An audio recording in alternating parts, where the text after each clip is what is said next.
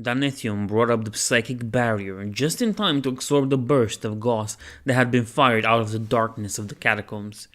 Bright green energy clashed the wall of purple etheric unmatter, sickening pyrotechnics piercing the gloom. The Necron raised its weapon to fire a second time, but a bolt shell was already clear of the librarian's pistol, racing unerringly towards the Xenos metal skull. It impacted explosively, turning the thing's ghoulish face into a void, and the Necron fell backwards, attempting to regenerate. The Grand Master of the Librarius was on it in an instant, driving Traitor's Bane down through its ribcage, twisting the blade and pulling it clear, entwined with the sinew and circuits. As he wiped the mechanical detritus from his sword, the hooded figure alongside him nodded in approval. "A fine kill, Grandmaster. I look forward to rejoining the fray soon myself." The other librarian's voice was distant and reedy. Danethium signaled, and the 20 black-armored figures of the Ravenwing peeled themselves away from the dark and charged past him down the subterranean corridor. Moments later, the catacombs lit up again with muzzle flare as the two squads engaged yet more Necrons. "And soon you shall, Ezekiel, but not in the depths of Ariand. Your return to battle lies on a different field altogether." "I do not understand, Grandmaster. The apothecaries have cleared me for combat, and you yourself submitted me to psychic probing before you left on your mission, and declared me fully recovered." Ezekiel's voice was noticeably raised, but it did not echo from the ancient stone tunnels, carved millennia before by the workers of the Nefrek dynasty. "None of that has changed. Raphael assures me that you have fully recovered from your wounds, and my assessment was sound. I believe you are fit to take your place alongside your brother Dark Angels, but you will not join me here."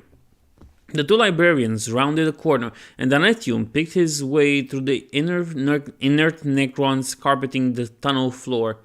Burnished gold heads and limbs scattered around him, shorn off in the Ravenwing's firestorm. Further ahead, the chorus of bolters struck up again as the brothers of the Second Company encountered yet more of the undead Xenos. "Then I am to receive new orders?"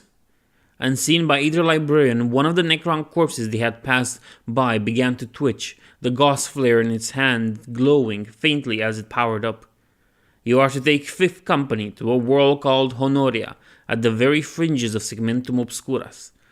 For millennia, the subsector it resides in has been cut off by warp storms, but now that they have abated, a vast orc army threatens to overrun it. A score of worlds have already fallen to the greenskins, but Honoria must. Behind them, the darkness blossomed into green light as the Necron discharged its weapon, the dank air of the tunnel crackling as it burned off under the immense heat. Danethium reacted quickest, throwing himself against an immaculately hewn stone wall and bringing his bow pistol to bear in a single fluid movement. Ezekiel remained motionless, the Necron shot passing harmlessly through his midriff before impacting against the wall further along the tunnel. The noise was swiftly drowned out by the report of Danethium's bolt pistol as he took the metal head from the Xenos' shoulder. "I do not understand, Grandmaster," Ezekiel said, as if nothing had happened. "If the world has been cut off for so long, then how do they know how to make contact with the Imperium?" The request for aid came not from Honoria, but Mars. The Adeptus Mechanicus?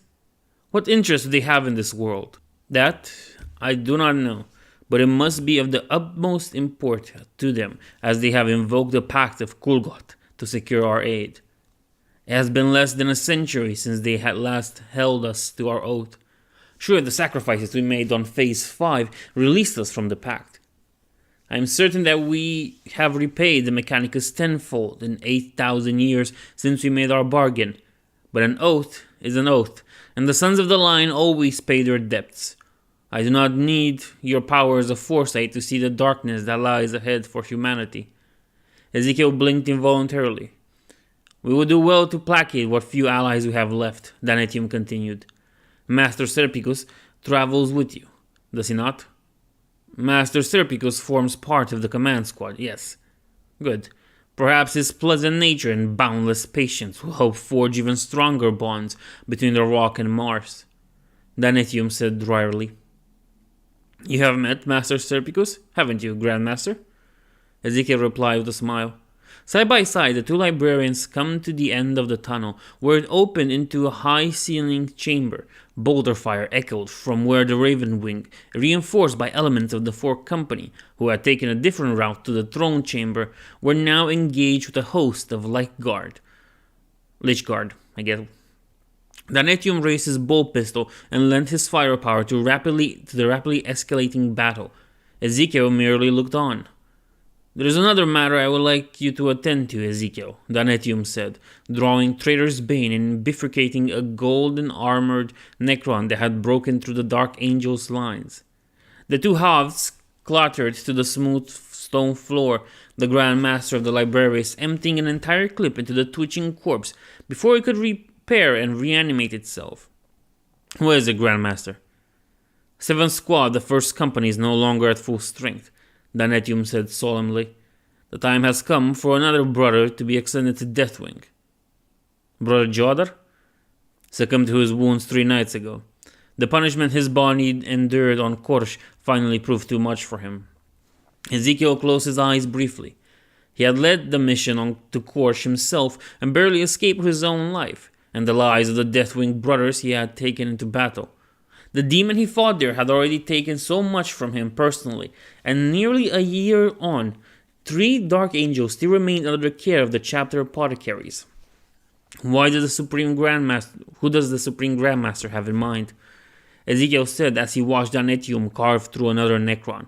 Balthazar. He has an exemplary battle record and keen mind. Azrael endorses him, and he has already started asking questions. And is one of those questions, why do we tolerate psychers among our ranks? We are all shaped by our past, Ezekiel. You know that better than most. Balthazar and the world he grew up on suffered at the hands of the Warp Touch. It is up to the likes of you and I to show him that our Emperor-bestowed gifts can be used for the benefits of the chapter.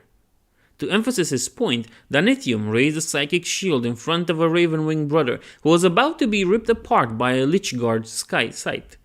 The weapon bounced harmlessly off the etheric wall, spinning the Necron around and exposing his flank. The grateful Dark Angel reeved up his chainsword and carved through the robot-like Xenos torso the instant Danetium dropped the shield. I shall do my best, Grandmaster, though I would prefer we waited until 5th Company returns to the Rock so that you could carry out the assessment yourself.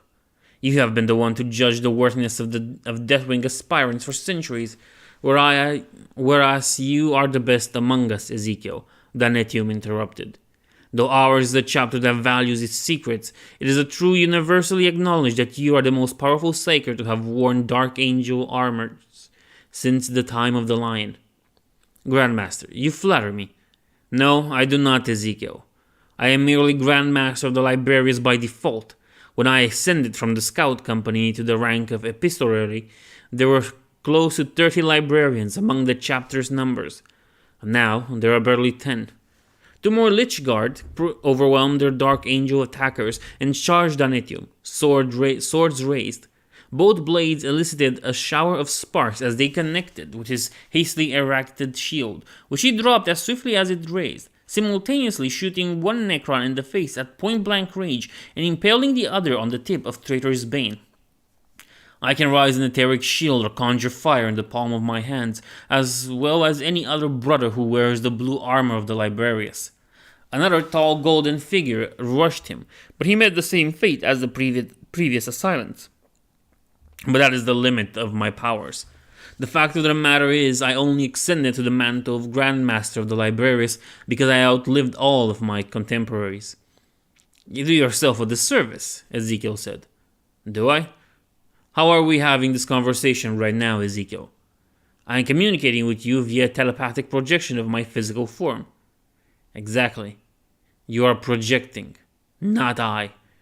But you are capable of the same feat, Grandmaster, Ezekiel said, his inflection raising at the end of the sentence, almost as if he were posing a question. It was you who taught me this skill.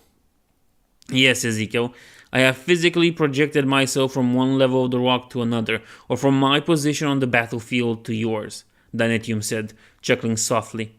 Tell me, where are you right now? Ezekiel sighed, knowing that Danetium had entirely scuppered his argument. I am in the astropathic chamber on the board of the Sword of Caliban. And what is the Sword of Caliban's position? In Segmentum Pacificus, close to the border with Solar. You see, you are 2 segmentums away, and your psychic projection is the exact duplicate of your physical form. Danetium shook his head. Even the latest recruit to our ranks outstrips me in terms of raw power. Turmiel? The boy showed promise, but he is lacking in control and finesse. The things you taught him during your year convalescing on the rock would have taken me a decade to drill into him, if I was capable of them at all. That is why I sent him with you. By the time you return to the fold of the chapter, that boy will be second only to you in terms of psychic ability. Mark my words. But none of that means you are not worthy to sit at the head of the librarius. I may carry this sword. I may be the custodian of the book and the holder of the keys. But I am only keeping them safe until the time comes for you to assume the mantle of guardian. That will not be any time soon, Ezekiel said. You will outlive all of us. Another sound joined the noise of battle, and the subterranean gloom began to lift as intense light spilled from an ornate tomb in the center of the chamber. A heavy golden lid slowly slid aside as the occupants started to rouse from its slumber. Looks like it's time to take my leave, Ezekiel said. Danetium shifted his gaze from the sarcophagus to look the vision of Ezekiel square in the eye. Swear to me that I made the right decision, Ezekiel. What happened to you on Korsh was enough to change any man, even one blessed with the twin boons of the lion's genetic legacy and the gifts of the warp. Ezekiel blinked. I swear to you, Grandmaster, I am the same now as I was before my encounter with the demon. Danetium looked the psychic projection up and down, appraising him. Good enough for me, he said eventually. The lion be with you, Ezekiel. He raised his blade, ready to face and exterminate whatever rose from the tomb. And you, Grandmaster, Ezekiel said, exercising his own psychic ghost. Why did you lie to Grandmaster Danetium? Ezekiel opened his eyes at the start. He had not since Turmiel entered the chamber. How long have you been in here? Ezekiel said, his robe soaked through with sweat, which dripped to the cold floor as he rose to his feet and turned to face the Lexicanum. Long enough to hear you tell the chief librarian that your battle with the demon has left you unchanged. Turmiel's expression was blank. Though he was looking directly at Ezekiel, he appeared to be staring at something unspecified and specific point in the distance. That was no lie, Ezekiel lied. Really? Turmiel's voice was as emotionless as his hooded face. Then use your powers of foresight to tell me what I'm going to say next. Faster than the Lexicanium could react, Ezekiel lunged forward, his forearm on Turmiel's throat, pushing him back against the hoar, frost-rimmed wall of the chamber. The young psyker didn't even flinch. How long have you known me, damn you? Spittle coated Ezekiel's lips. Since the rock. I realized that while you have been training me, you had also been relying on me to provide you with divinations. The information you provided Lord Asriel regarding the awakening of Pharaoh Silphak came directly from me, as did your briefing to Chaplain Asmodai about Black Legion movement in the region of the Ghoul Stars. Ezekiel's arm remained locked across Turiel's throat. I mean you no ill will or malice by telling you this, brother. I may not have been a Dark Angel for long, but I too recognize the value of secrets. Ezekiel's hold relaxed. Lacking as he was in his power of foresight, he could still tell when he was being lied to. And Turiel was speaking the truth. My ability to perform my role was undiminished. It is only my powers of divination that are impaired. All of my other psychic faculties are functionally perfect. With the greatest of respects, brother, the chapter relies upon you to swift through the firmaments of time and read those possible futures that burn brightest. Without the ability to do that, I believe your role is very much diminished. Ezekiel pushed hard with his forearm, lifting Turmiel from the floor. The Lexicanum remained unperturbed. Is that what this is? Blind ambition? You see an opening for the pupil to assume the master's role? On the contrary, I see an opportunity to help repay you for the guidance and tutelage you have given me this past year. I have nothing but gratitude and respect for you, Brother Ezekiel. Let me help you while your powers are recovering. Tumriel was still speaking the truth. Of that, Ezekiel was sure. The boy did not have a malevolent or manipulative bone in his body.